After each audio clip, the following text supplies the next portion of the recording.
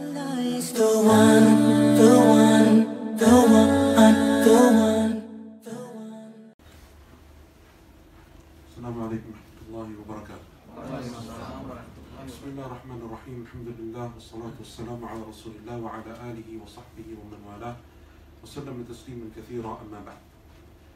So as Brother Adil was mentioning, inshallah ta'ala, today is a slightly long session where we're doing 4 back and back talks around a single theme.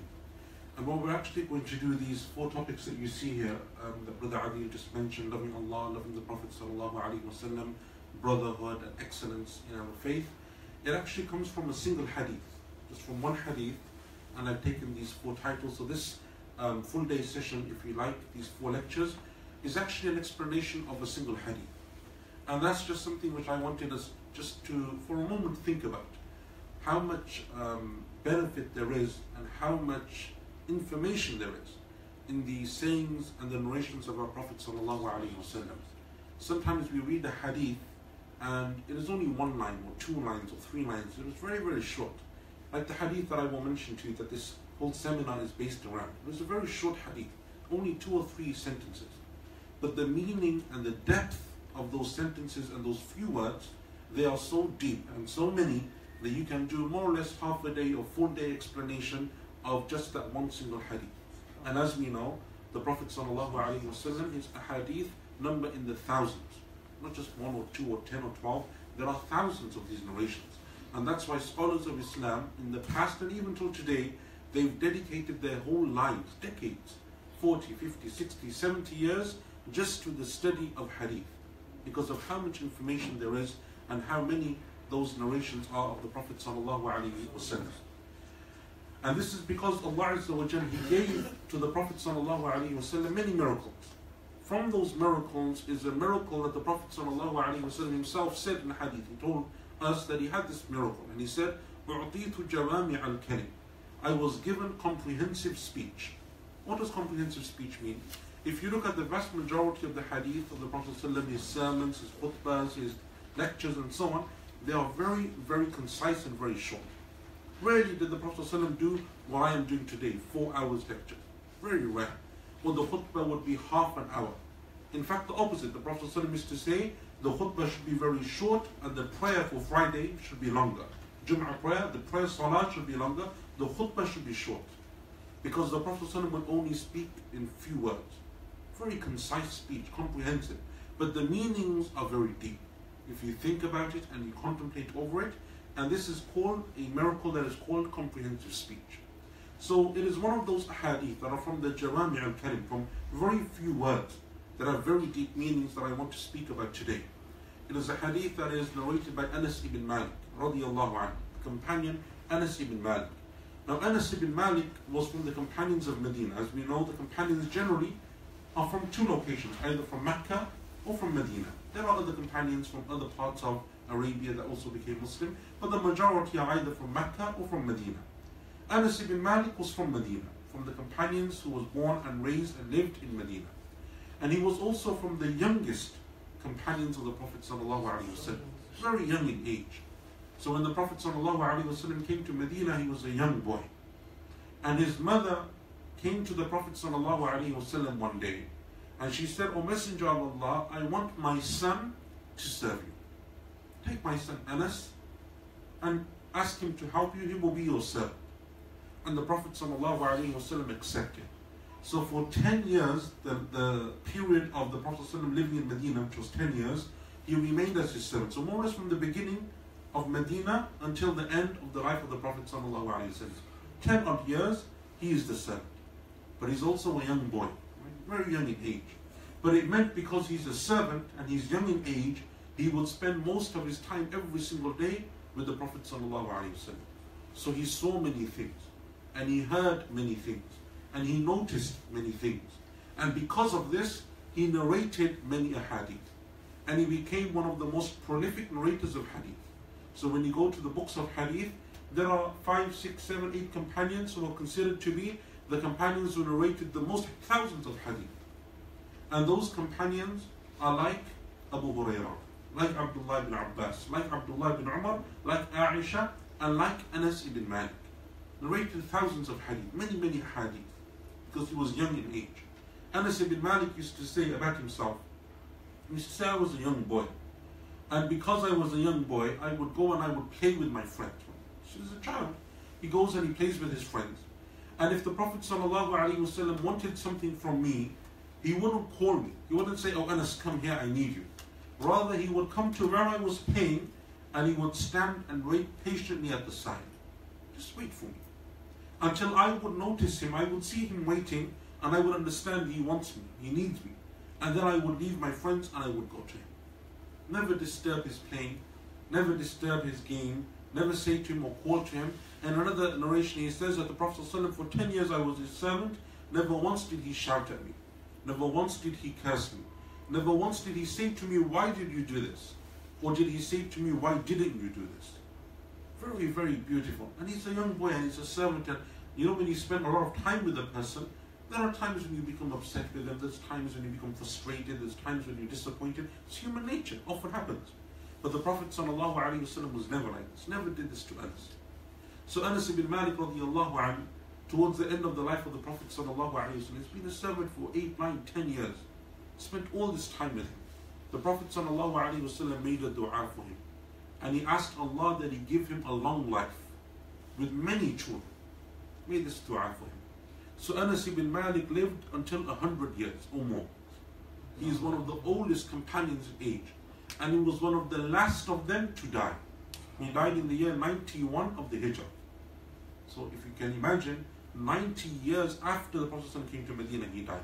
And he died in Basra, and he was the last companion. Basra is in modern day Iraq. He was the last companion to die in that area, that city of Basra. Lived for a very long time. And that's why the students of the companions, the next generation of Muslims who came, one of the most famous teachers of that generation is Anas ibn Malik, because he lived for a very long time. So the point of this is that he is the person who is narrating this hadith that we want to discuss today. This hadith is collected in Bukhari and Muslim, right? And as we know, Bukhari and Muslim are the two most authentic books of hadith. The Prophet said, sallallahu alayhi wa sallam, in this hadith, it is a very beautiful hadith. ثلاث من كن فيه وجد بهن حلاوة الإيمان. 3 things, if you have them, you will taste the sweetness of Iman, of faith. You will taste the sweetness of faith. Number 1, أن يكون الله ورسوله أحب إليه مما سواهما. That you love Allah and His Prophet sallallahu alayhi wa sallam more than everything else. Number 2, أن يحب المرء لا يحبه إلا لله. Number 2, that you love your fellow brothers and sisters and you only love them for Allah, for Allah's sake. And number 3, that you dislike to go back to disbelief just as you dislike to be thrown in the fire of hell. These 3 things, if you have them, you taste the sweetness of Iman. That's the whole hadith. Very simple, few statements, very concise, very few words. But its meaning is very deep. So this first section is taking just part 1 of this, and that is loving Allah subhanahu wa ta'ala. Loving Allah Azza wa Jalla. So the Prophet sallallahu alayhi wa sallam, this hadith, he begins in a very interesting way. He says, if you have 3 things, you will taste the sweetness of faith. This is a very interesting wording. Why is it that he said that you taste the sweetness of faith? Does Iman have a taste? Can you taste Iman? Is it a food that you eat? Is it something that you drink? Is it something that you taste? Why is it described in this way? That faith has sweetness. The Prophet ﷺ didn't say that faith has strength or faith has other attributes. He describes it as being something sweet. And when you hear the word sweetness, automatically you think of taste, because that's how you know that something is sweet or not sweet. 3 things, if you have them, you will taste the sweetness of faith. Why is it called the sweetness of faith? Because when Allah Azza wa Jalla in the Quran, when Allah speaks about Iman, He gives an example for Iman. And He describes Iman as a tree. As a tree that gives fruit. And fruit is something that we often associate sweetness with, right? A taste and sweetness with. Allah Azza wa Jalla says in Surah Ibrahim in the Quran, أَلَمْ تَرَ كَيْفَ ضَرَبَ اللَّهُ مَثَلًا كَلِمَةً طَيِّبَةً كَشَجَرَةٍ طَيِّبَةٍ أَصْلُهَا ثَابِتٌ وَفَرْعُهَا فِي السَّمَاءِ. Do you not see the parable, the example that Allah sets forth for you? of the good word. What is the good word? Emaan. La ilaha illallah. That is the good word.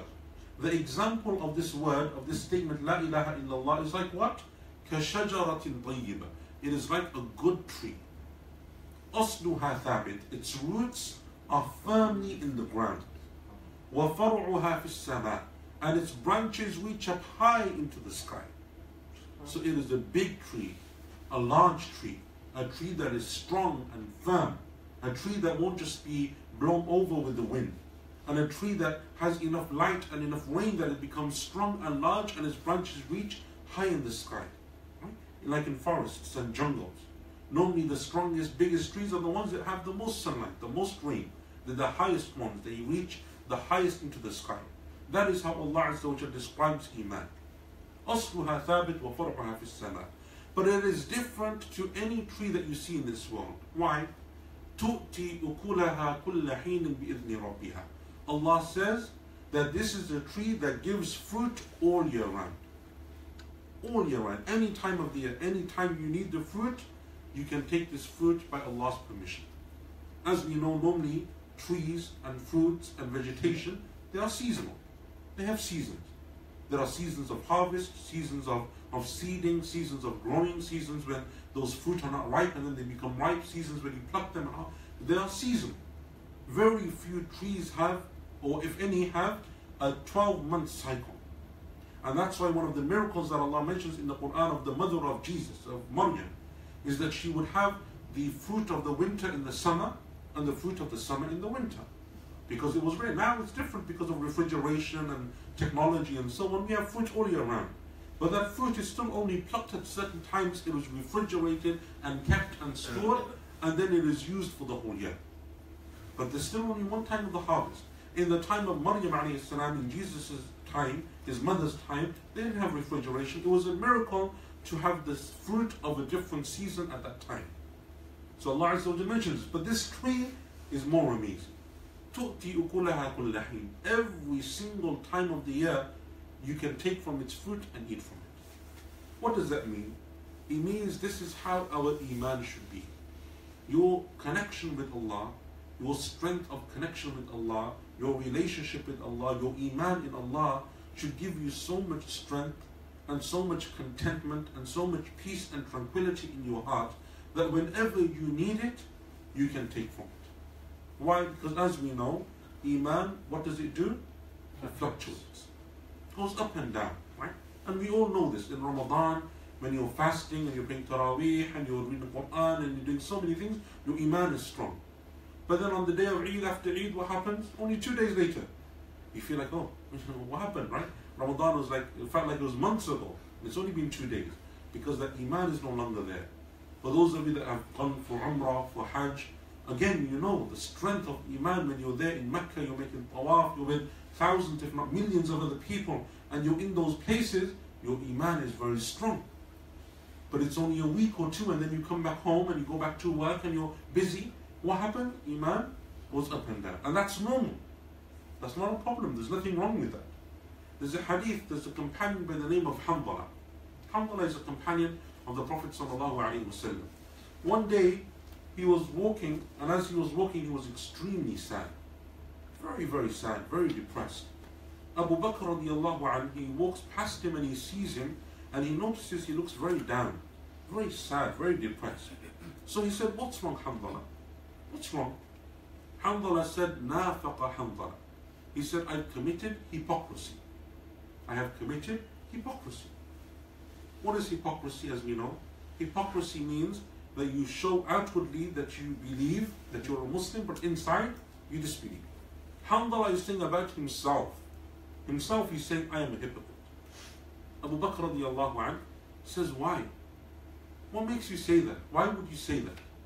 He said, "Oh Abu Bakr, when I am with the Prophet sallallahu alaihi wasallam, my Emaan is so strong. He speaks about paradise, he speaks about hellfire, he speaks about the hereafter, he speaks about so many things and I feel so strong. But then I leave him and I go back home and I go to work and I do my job and my Emaan goes so low. Completely different. So I feel that this is hypocrisy. I feel strong one moment and then I feel weak another moment."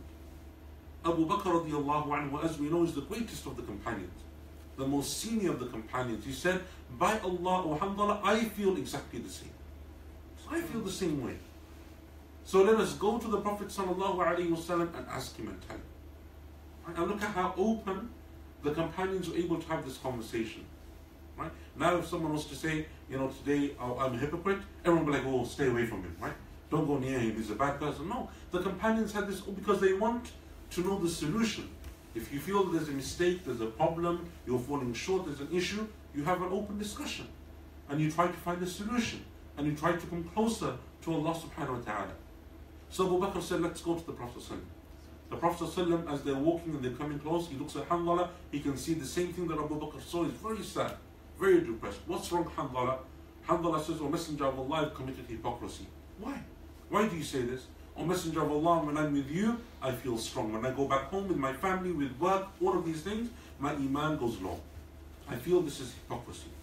The Prophet ﷺ said, O Hanzala, if your Emaan was always strong, always high, then the angels themselves would come down to earth and they would greet you. As you walked in the streets, as you stepped at home, you would be an angel. That's the meaning, right? If your Emaan is always strong, then you are not human, you're now an angel. Because that's how angels are. Angels don't sin, angels don't disobey Allah, angels don't have free will. They are the ones who are like this. وَلَكِنْ يَحَنْظَلَ سَاعَةٌ وَسَاعَةٌ. But rather, O Hanzala, there is a time for this and a time for that. Meaning at times, yes, you are strong, and at times, yes, you are weak. What does this mean? It means that when you are weak, you have to pluck the fruit from that tree of Emaan. Because when you eat that fruit, that is where you become stronger. That is why it is a tree that gives fruit all year round. So when you need, and this is how the Muslim should be, right? This is how we need to be, how we need to train ourselves and our families, because all of us, every one of us, we always have times when we're low. But the question isn't, and the problem isn't that you have low Emaan or that you feel weak or that you feel that you're far away from Allah subhanahu wa ta'ala. The question is, how do you become strong again? That's where the problem is, that we don't know how to become strong again. So we don't read the Quran, we don't make dua, we don't make salah, we don't do all of those things that will make us strong again. And that is why the Prophet ﷺ began this hadith saying these three things, if you have them, then you will always taste the sweetness of Iman. Meaning what? Meaning that when you become weak, you know that these are things that you can do to make yourself strong again. So the first of them is of two parts. This first lecture is on the first part of the first point. That Allah and His Prophet ﷺ are more beloved to you than anything and everything else. Right? Loving Allah subhanahu wa ta'ala. Why do we love Allah Azza wa Jalla? What is it that makes us love Allah subhanahu wa ta'ala? You see, Allah Azza wa Jalla has created us with the nature. As humans, we have a nature. That nature that we have makes us love certain things. So one of the things that we love as humans is we love beauty. Beauty. It is human nature to love beauty. So that is something that humans do naturally. Right? So for example, we are always attracted to beauty. If you go to a restaurant and you want to eat, what do they always do on the menu? They give you the names, and with them they give you the pictures of the food, right? Why? So chicken and all beef, right? There's only beef or chicken anyway. But there's 10 different types of chicken and 10 different types of beef. And they've given you pictures because we look towards the beautiful. And if you think about this, what do you normally choose in the restaurant? The picture that looks nicest. Right? Yes, you read the description, or it's garlic chicken, or whatever it is. But you don't really think about the name, because the name chicken is chicken. You look at the picture and you're attracted to the most beautiful food. Right? If you go to those very high, the Michelin star restaurants, the very expensive restaurants, what do? They make the plate. There's no food on the plate anyway. There's only like a small piece of meat. But what they do is they present it very beautifully, because humans are attracted to beauty. In every form, everything that we do. When you go on holiday, right, what do you ask your friends for? What's the nicest place you've been to? Right? You never say to your friend, what's the worst place that you went to? What's the most boring place you went to? What was the least appealing place that you went to? No, you always ask for beauty. And that's why, part of beauty also is that we become easily fed up. Right? So the people that live by beaches, they don't want the beach. They want to go to the mountains. And the people that live in the mountains, they don't like mountains. They want to go to the beach. Every person wants something different. City people want to go to the country. Country people want to come to the city. Because we are attracted by beauty and we become easily fed up and bored after a while. And that's why Allah Azza wa Jalla in the Quran, when He speaks about the creation, He speaks about the beauty. The moon and the sun and the stars and the sky and the mountains and the oceans. This is the beauty of Allah's creation. In fact, one of the most famous stories of the prophets in the Quran is the story of the Prophet Yusuf alayhi salam. What is the story of Yusuf alayhi salam? That he was extremely handsome and beautiful. The Prophet said, sallallahu alayhi wasallam, Allah gave half of beauty to Yusuf and his mother. Can you imagine all of the humans, all of the people from the time of Adam until the last person that will ever live, billions upon billions of humans, half of all of their beauty was given just to two people, Yusuf alayhi salam and his mother. And the rest of us, we shared the other half. So even the most beautiful person that you can ever think of in your mind, imagine, they have a very, very, very small percentage of half of everything that we share. And that's why, what did the women say in the story in the Quran? This is not a human, he is an angel. That is how beautiful Allah Azza wa Jalla created him. But the reason why we love Allah subhanahu wa ta'ala is because Allah Azza wa Jalla tells us in the Quran that Jannah is beautiful, paradise is beautiful with all of its rewards and all of its beauty. The earth is beautiful, the universe is beautiful, Allah's creation is beautiful.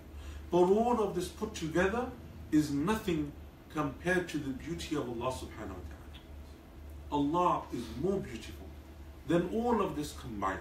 The beauty of humanity, the beauty of creation, the beauty of paradise, all of them are nothing compared to the beauty of Allah subhanahu wa ta'ala. And that is why the Prophet said, sallallahu alayhi wa sallam, that Allah Azza wa Jalla has covered himself with a veil. He has a veil, a hijab, a veil. If only a small part of that veil were to be lifted, then everything in creation would be destroyed because of Allah's radiance. It is too beautiful. Creation cannot withstand it. That's why we as humans in this life, we cannot see Allah. But on the day of judgment, Allah will give us the strength and power. The people of paradise, He will give to them the strength and power that they will be able to see Allah subhanahu wa ta'ala. And the Prophet told us sallallahu alayhi wa sallam that in Jannah, paradise, with all of its beauty, all of its palaces and all of its oceans and rivers and all of the gold and silver and all of the pearl and silk and all of the food and drink, everything in Jannah. When those people of Jannah, of paradise, come and they see Allah subhanahu wa ta'ala, they will forget everything else. All of that stuff, they will forget. Just by simply seeing Allah subhanahu wa ta'ala. لِلَّذِينَ أَحْسَنُوا الْحُسْنَى وَزِيَادَةً. Allah says in the Quran, those who do good will have paradise and they will have more. What is more? That they will be able to see Allah subhanahu wa ta'ala. And the Prophet sallallahu alayhi wa sallam said, you will see Allah on the day of judgment in paradise the way that you see the full moon. Meaning clear. You will see Allah Azza wa Jalla as clearly as you see the full moon on a cloudless night. So we love Allah subhanahu wa ta'ala because of His beauty. And Allah Azza wa Jalla wants us to remember His beauty. And that is why in the Quran is full of Allah's names. All of Allah's names, they are mentioned in the Quran. All of these names that are mentioned are so what? So that we know Allah Azza wa Jalla. We know who He is.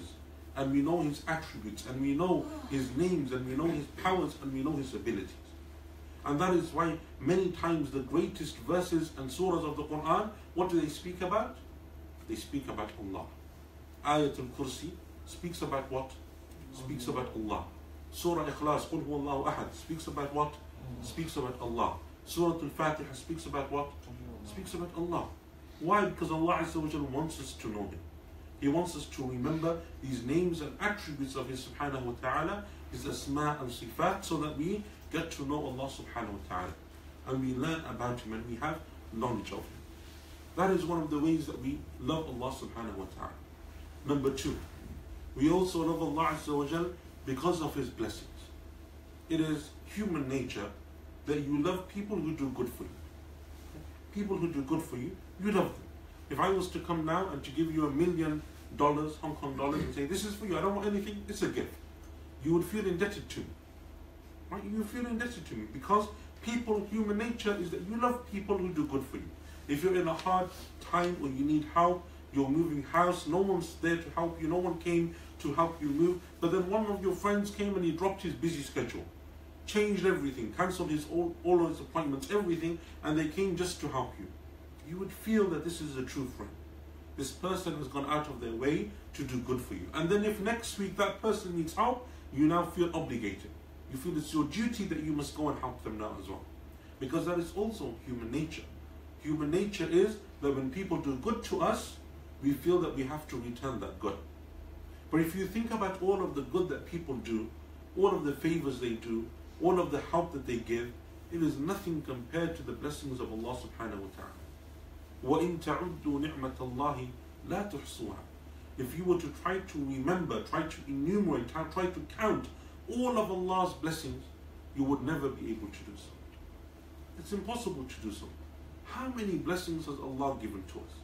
So many of these blessings we can't even remember. We can't even think. We can't even begin to count. Because we take them for granted. Right? Last night in the masjid I mentioned the hadith in which it is said that the Prophet ﷺ spoke about a man who dedicated his whole life just to worship. All he did was worship Allah. So when on the day of judgment this person will come to have his actions judged by Allah, he will say, "Oh Allah, I want to be judged today just by my actions, not through your mercy." Because all his life, all he did was worship. Never sinned, never did anything else, just action. So he wants to enter into Jannah by his own merit through his own actions. So Allah will weigh his lifetime of worship with the many blessings that He gave to him. And all of his lifetime of worship will only equal what? Equal the blessing of one eye. Half of eyesight. Because every time in the morning that you use your eyes, you can't even begin to imagine how amazing it is. If I was to ask you, how much would you sell me your eyes for? How much is it worth to your eyesight? Is there a figure that you can give? Is there a number that you would place, a price that you would pay for your eyes? It is something you can't even begin to imagine. Your ability to smile and to touch and to speak, all of these things that we take for granted. And then when you see one person who doesn't have one of these blessings, who is blind, who is deaf, who, for example, can't speak, these simple things that we take for granted, you realize how important it is. Even if you find someone who has only lost a thumb, just one thumb, we have 10 fingers, they just lost one thumb. Look at them try to hold a spoon or a pen. Look at them try to write. Just from that one missing thumb, that one, even not even a full thumb, even half a thumb. And look at how much their life is now changed. Just because of a simple thing. And we all know how much sometimes a single pain, you have a toothache. It's a small thing, one tooth. How much of your body is one tooth? In percentage, 2%, 1%, it is nothing. But that small toothache and you can't even get up to work. You can't wake up, your whole head is in pain, your body is in pain, you don't feel like talking to anyone, doing anything, you can't eat, you can't drink, you can't enjoy anything because of a simple pain within your tooth. Let alone all of these greater blessings. The blessings of your brain, the blessing of being able to breathe, the blessing of your heart pumping blood and your heart beating. All of these blessings, how much are they worth? You know, if you were to take, if Allah Azza wa Jalla was to ask for money, you have to pay to breathe. Or it's like a phone, you have to charge it, right? It's like a battery. If you don't charge yourself, you stop breathing and you die. You have to charge yourself. Imagine how difficult life would be. You always have to top up, give credit, pay in order for your body to work. Or you have to charge yourself for your body to work. What does Allah ask for? Nothing. Allah subhanahu wa ta'ala doesn't want anything. There was one of the Khalifas of the Muslims, his name was Harun al-Rashid. Famous Khalifa of the Muslims. Lived many, many years ago, hundreds of years ago. And his empire at that time, the Muslim empire, was very big, all the way up to China and all the way up to Morocco. He owned all of this. All of this world, all of these countries belonged to him. They were part of his empire. His land was so amazing, his empire was so big, that when he would see clouds, rain clouds, he would say to the rain clouds, wherever you go, east or west, and you say your rain goes down, the fruit will come to me anyway. Because he knows his land is so big, eventually that money will come back to him anyway. He was once on holiday. He went out to the mountains and he was sitting with his friends and he was sitting with his advisors and he was sitting with some scholars and so on. And he was talking to them and he was enjoying himself, and after a while he became thirsty. So he asked for a glass of water. So when the glass of water came, right? Just a glass of water. One of the scholars said to him, O Amir al-Mu'mineen, O leader of the Muslims, before you drink this glass of water, imagine if you were about to die and you had no water, no food, nothing, in the middle of the desert, you had nothing and you are about to die. And then someone bought this one glass of water. How much would you pay for it? How much is it worth to you at that moment? This water that we take for granted, right? You open a tap and there's water. There's bottled water. Everywhere you go there's water. How much is it worth to you when you're about to die? Just one glass. Harun al-Rashid, he thought about this and he said, to me it is worth half of my kingdom. If I'm about to die, half of my kingdom I would sell just for that glass of water. He said, okay, drink. And he drank and then he carried on talking to his friends and so on. And after a while, he felt like he had to go to the bathroom. I wanted to relieve himself. So he got up to go to the bathroom and the same scholar said to him, wait, before you go, now imagine that you can't go. It's impossible for you to go. And you're in so much pain and discomfort, so difficult. Right? Again, this is something we take for granted. We never think about this. But imagine you can't go. You know, sometimes when you're rushing for the bathroom and you're desperate and you need to go, but there's no toilets anywhere.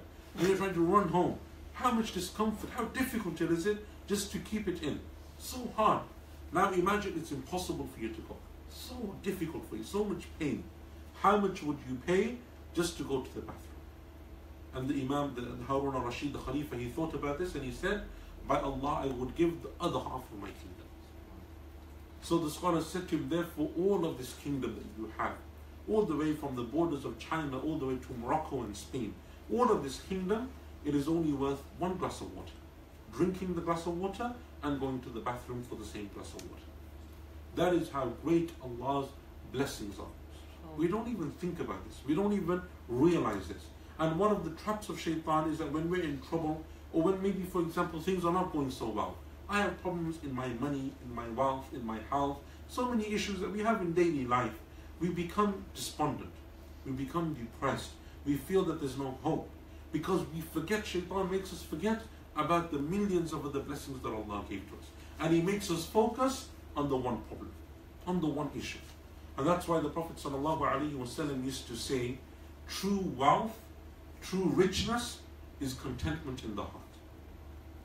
Wealth, money, is not for more money. Because when you have money, if you're not content, you want more. Right? The Prophet ﷺ said, the son of Adam, the human, if they had a valley of gold, they still wouldn't be happy. You have a valley full of gold, you're still not happy because you want a second one. And when you get the second one, you want a third one. Never satisfied. And that's why true wealth is when you're content. When you're happy. When you're pleased with what Allah has given you. When, even though you have difficulties in some things and hardships, you still remember all of the many blessings that Allah gave you. From the moment that you woke up today, right? And it's only what, 11 o'clock, 11:30 now? Only a few hours since you woke up. If you were to sit down now and write down every single blessing from the morning, the time you woke up, just until now, 3-4 hours, you wouldn't be able to do so. You wouldn't be able to do so. Where do you even start? And that's just the blessings of our bodies. Then what about the blessing of our family, and our children, and our husbands or wives, and the money that Allah has given to us, and our houses and our homes, and all of these many other things that we enjoy. Allah subhanahu wa ta'ala gave to us so many blessings. Even if you were to compare our lives to our parents, our grandparents, our great-grandparents, look at how many blessings we have today, how educated we are, how professional we've become, how many things we have at our disposal that our grandparents could only imagine, didn't know. Especially for us, many of us are immigrants, right? I'm from the UK. My parents traveled from the Indian subcontinent, they went to the UK. Many of you were also immigrants, or your families came here, your parents and so on. You're immigrants. Look at why you immigrated. Because you wanted something more, you wanted something better. You wanted more opportunities. And Allah subhanahu wa ta'ala made this easy for you. 50, 60, 100 years ago, it was almost unimaginable that people would travel to these lands and they would come and they would work in this way. These are all the blessings of Allah subhanahu wa ta'ala. What does Allah ask in return? Does Allah charge you? Does Allah say it's a loan or debt you have to pay back? Allah doesn't want anything. All that Allah subhanahu wa ta'ala asks for you to do is that you obey His commandments. That you live your life with enjoyment and happiness, but you do it in the way that Allah asks you to do so. So out of this 24-hour schedule, Every 5 times a day, you take out 5 minutes, 10 minutes, and you pray. That's all that Allah wants. Once a year, from all of the money that you have, if you've reached the minimum amount, you give 2.5% in charity in zakat. Once a month, out of the 12 months that you eat and drink consistently, once a month, 1 month in a year, you fast for the daylight hours. Once in a lifetime, you go and make hajj. These simple things, that is all that Allah subhanahu wa ta'ala asks for you. And that's why when you look at the halal and the haram in Islam, you look at everything that Allah wants and everything that Allah says don't do, there are very few. Allah Azza wa Jalla only asks us to do few things. The rest is open for us. You want to work, go on work. You want to go on holiday, go on holiday. As long as you don't do the haram, which is a few things, it's open for you. And that is the many blessings that Allah subhanahu wa ta'ala has given to us. The third reason and the final reason that I will mention to you that helps us to love Allah subhanahu wa ta'ala. So we spoke about Allah's beauty, and we spoke about Allah's favors and His blessings. Number 3, and this is perhaps one of the greatest reasons why we should love Allah subhanahu wa ta'ala, it is because of His patience and forgiveness. You know, as humans, if you're a parent, if you're, for example, an employer, if you're a teacher, all of these things where you have people that you deal with that are under your care and responsibility, we always know how easy it is to become upset, how easy it is to become angry, how easy it is to become frustrated. When someone does something wrong, what do you feel like doing? You feel like taking revenge. You feel like punishing. You feel like holding this person to account. If you're a business person, you have people working for you and they do something wrong, they lose you money. They lose your business contract. Your natural reaction is what? This person has to pay for that mistake, right? That's human nature. If you're a parent and your child disobeys you, they do something wrong, they break something, they do something, your natural reaction oftentimes is what? Is that this child needs to be disciplined, needs to be punished, right? Take away from them their toys, do something that will teach them that they made a mistake. This is the way that we are with one another. This is the way that we act. But what about Allah subhanahu wa ta'ala when it comes to us? When we disobey Allah, when we sin, when we don't listen to Allah, when we don't obey Allah subhanahu wa ta'ala, does Allah punish us immediately, or is Allah patient? Allah is patient. And Allah gives us chance after chance after chance. Even in the stories of the Quran, the worst of all oppressors that is mentioned in the Quran is who? Pharaoh. In the story of Musa alayhi salam, Moses. Pharaoh, how many chances was he given by Allah subhanahu wa ta'ala? Allah Azza wa Jal even says to Musa alayhi salam, when he sends him to Pharaoh the first time, فَقُولَا لَهُ قَوْلًا لَيِّنًا لَعَلَّهُ يَتَذَكَّرُ أَوْ يَخْشَى. Go to Pharaoh and speak to him in a kind and gentle way. This is a man who committed genocide, killed whole populations of people, massacred children, not adults or people that were fighting, newborn babies, he would kill them, massacred them all. But Allah says when you go to him, speak to him in a nice, gentle way, perhaps he will realize his errors and his mistakes. Perhaps he will change. Now we know he doesn't change, but Allah subhanahu wa ta'ala gives him chance after chance after chance. Look at the Quraysh with the Prophet sallallahu alaihi wasallam. How much evil they did, how much harm they did, how many times they tried to hurt the Muslims and kill the Prophet sallallahu alaihi wasallam. Yet still, they give him chance after chance after chance. And some of them after 15, 17, 18 years, they finally accept Islam. What does the Prophet ﷺ say to them? They say, okay, you're Muslim now, but the 18 years that you harmed me, first you have to pay for it, right? Go into jail for 18 years, do this, give me money. No. Immediately he forgives them all. Not even a single thing he asks for them. Not even a single course of punishment. And Allah subhanahu wa ta'ala is more forgiving. We sin and we disobey. And as Allah Azza wa Jalla mentioned in the Quran, if Allah was to hold us to account immediately, you sin, you're punished straight away, then all of us would be destroyed. None of us would have a chance. But not only does Allah have patience with us and He gives us time and opportunity, Allah Azza wa Jalla also lets us seek forgiveness. And if you make tawbah, you repent, you seek forgiveness, you go back to Allah, what does Allah do? He wipes away your sin. Cleans the slate. Wipes it away. He forgives you. Not only does He forgive you, what does He do? He changes the bad deed into a good deed. Look at the mercy of Allah subhanahu wa ta'ala. Not only does He do that as well, but a third thing, which is what? Allah rewards you because you ask for forgiveness as well. So Allah takes away the sin. And Allah changes the sins into good deeds. And then Allah Azza wa Jalla rewards you on top. He gives you more reward because you realized you made a mistake. And you turn back to Allah subhanahu wa ta'ala. And what is forgiveness? What is tawbah? What is repentance? Is it that you have to pay? Is it that you have to go to jail? It is a simple act of the heart. Between you and Allah, you don't need to go to anyone else. You don't need, no, unless you harm someone else, you took from their wealth and property, then yes, you have to go and apologize to them and deal with that issue. But generally speaking, your tawbah, your repentance is between you and Allah subhanahu wa ta'ala. So the Prophet sallallahu alaihi wasallam told us of the man who killed 99 men in cold blood. Murdered 99 men, right? It's a famous hadith. Killed 99 men. He asked for forgiveness. He wants to change his ways. So he goes to a monk and he says to him that I have killed 99 men and I want to repent. The monk said, you're crazy. You can't repent. You killed 99 men. There's no hope for you. So what does he do? He kills him as well, makes it 100. There's no hope, might as well carry on. And then he goes to a scholar and he says, I've killed 100 men, but I want to change. What should I do? And the scholar said to him, well, you can repent. No one can stop you from turning back to Allah. But you must leave this country, leave this land where he was living, because it is an evil place and your friends are bad. Go to a new place and make a new start. So he was sincere, wanted to change, and he left. And as you know, on the way he dies, and then Allah Azza wa Jalla forgives him and enters him into paradise. That act of repentance, it is so strong. It is so powerful. And that is why there were people in the time of the Prophet sallallahu alaihi wasallam, all they tried to do for 15, 20 years is try to harm the Muslims and kill Islam. But after a single act of repentance, they change and everything is forgiven. Everything is removed. And now they become from the greatest and strongest companions of the Prophet sallallahu alaihi wasallam. Many examples of this: Khalid ibn al-Walid, Abu Sufyan, Ikrimah the son of Abu Jahl, even Umar ibn al-Khattab radiyallahu anhu. Umar was one of the worst enemies of the Muslims. At the beginning of Islam, he was one of the worst people to the Muslims. He would beat them the most, and the most severest, he would harm them the most.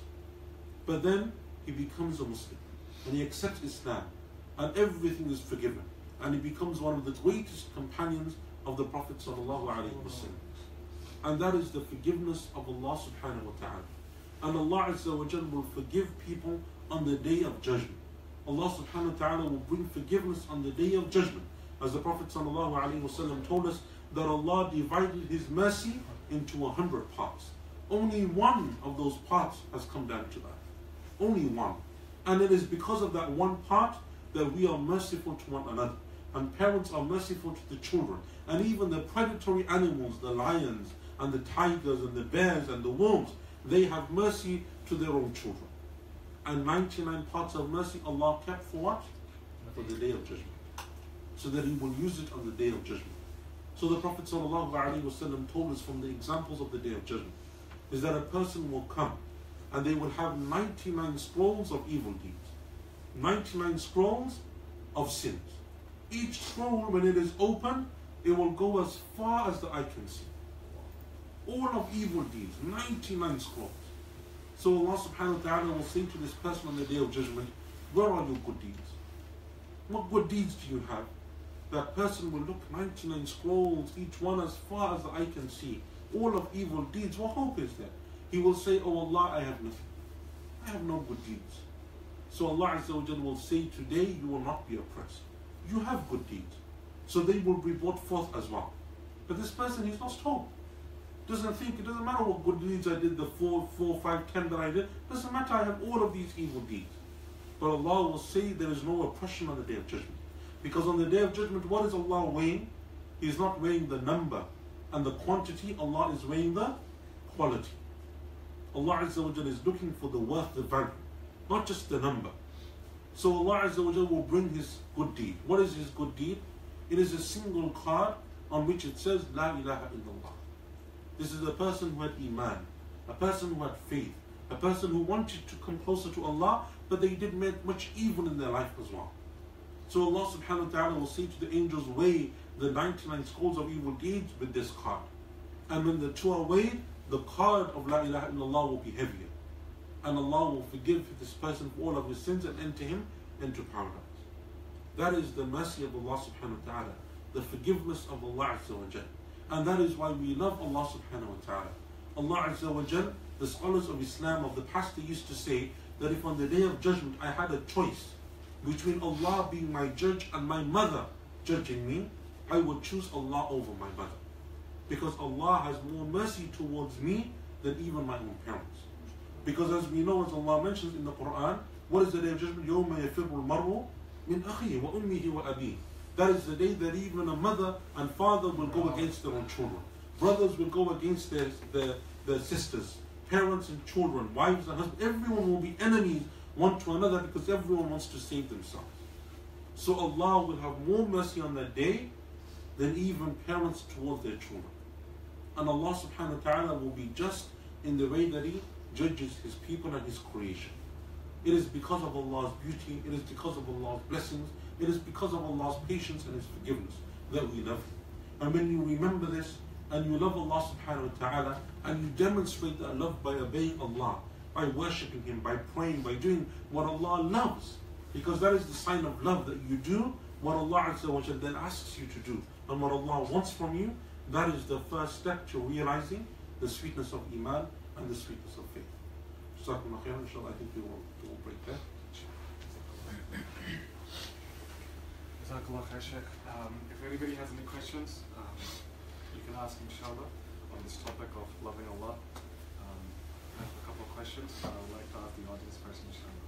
So any question, just put up your hand. Brothers and sisters, no problem. Yes, sister. Does it mean that the prophets also experience fluctuations in Iman as well? Do the prophets experience fluctuations of Emaan? They may experience fluctuations of Emaan, but not in the sense that we do. Our fluctuations of Emaan mean what? That we sin. So when our Emaan is low, sometimes we sin, we disobey Allah. The prophets don't experience this. The prophets don't sin. They don't disobey Allah subhanahu wa ta'ala. They don't commit evil and wrong. But it can fluctuate somewhat because in the Quran, in Surah Baqarah, Allah Azza wa Jalla speaks about Ibrahim alayhi salam. And Ibrahim said to Allah, "Oh Allah, allow me to see how you bring the dead to life." And Allah said, "Awalam tu'min, don't you believe?" He said, "Yes, I believe, but I want to become stronger in my Iman. وَلَكِنْ يَطْمَئِنَّ قَلْبِي." I want to be stronger in my Iman. So therefore, he still wants to be stronger. So he can still fluctuate. He can become better or stronger in his Iman. But it doesn't go low to the point that ours would go low and they would sin and disobey Allah. Anybody else? One more question. I will give 5 minutes break, I think, for refreshments. I think just probably more on comment. The way we describe the forgiveness of Allah, it's even hard to think about how not to love Allah. It's probably, of course, we know how to love Allah. It's how not to love Allah. It's so difficult.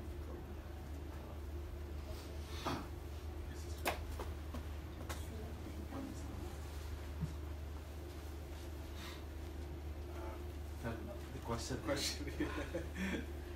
question is that sometimes we forget how Allah should be patient and forgiveness, and think what is the trick for us to always remember that this is Allah is always. Sometimes the whispers of Shaitan makes us forget that Allah is so patient and so forgiveness. Is that the trick for us? So always the trap of Shaitan is to make us think that Allah will never forgive us.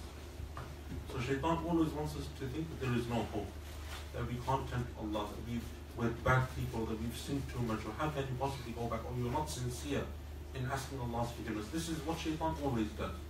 And Allah subhanahu wa ta'ala tells us in the Quran, لا تقنطوا من رحمة الله. Never despair from Allah's mercy. Never lose hope in Allah subhanahu wa ta'ala. And Allah Azza wa Jalla tells us in the Quran that no one loses hope in Allah's mercy except those people who don't believe in Allah. There is always hope. As long as you have even the smallest part of Iman, then that is something which there is hope. And that's why the Prophet told us sallallahu alaihi wasallam that on the day of judgment from the people who will be in the fire, because as we know, sometimes Muslims will also go into the fire of hell because of their sins, and when they're cleansed and they're purified of their sins, they will be taken out and go to paradise. From those people who will be from the Muslims in the fire of hell, the Prophet ﷺ said that there will be those who will have an atom's weight of Iman. But that atom's weight of Iman eventually will be enough to save them. After they have purified their sins, it will be enough to take them out of the fire and enter them into Jannah. The point is that we always have to remember. And And so when you're reading the Quran and you come across these stories, when you read the hadith of the Prophet ﷺ, you come across these narrations, when you're praying and you're asking Allah and you're making dua to Allah, all of these are ways of reminding yourself. So when you're constantly engaged, and we will speak more about this, loving the Prophet ﷺ and brotherhood and so on, these points of the hadith are there to actually remind you of these issues. So if you can keep these 3 or 4 points in mind, and you always remind yourself of them, and they're very simple and easy to remember. Because remember, everything in Islam is easy. There is nothing difficult. There's no quantum physics in Islam. There's no high-level chemistry. Very simple answers. Love Allah, love the Prophet ﷺ, be good to your neighbors. Very simple things. But they are hard to do because we keep forgetting them. So they are not difficult. They're just hard to remember because Shaitan keeps making us forget. Our job is to remind ourselves constantly. And as brothers and sisters and as family members, we have to remind one another as well. Last question. Like during the end of times, there is one hadith that in the morning a slave will be a believer, but at the night he will be a disbeliever. Does it correlate with the fluctuation of the iman? So the hadith where a person will be a believer in the morning, a disbeliever in the evening, or a believer in the evening, a disbeliever in the morning, this hadith does it also correspond to the fluctuation of iman? Yes, it is part of the fluctuation of iman. But what will happen towards the end of time is people's iman will become very weak, very fickle. So the meaning of the hadith is people will consider themselves Muslims. They will take it for granted. So sometimes we take Islam for granted, right? We think I was born a Muslim, my family is Muslim, my parents are Muslims. We take it for granted. But eventually every single person has to make that choice for themselves. Even if your parents are Muslims, you were born a Muslim, your name is a Muslim name and so on, you have to make that conscious choice and decision yourself. Do you actually want to follow or you don't want to follow? And that's something which you have to do. There's a conscious decision that you have to make. And so what will happen at the end of time is people, because they will have not very much knowledge, they will lose their connection with Allah, they won't read the Quran, they won't pray, all of these things will be lost. What will happen is their iman will be weak. They will think they have Islam, they will think they believe, but it is so weak that a single trial or a single hardship or a single calamity, it will take them out of Islam, and they will change and they don't know. And that is what will happen. So it is also part of the fluctuation of iman. Okay. We'll have 5 minutes break, brothers and sisters, and then we'll go on to the second topic, inshallah.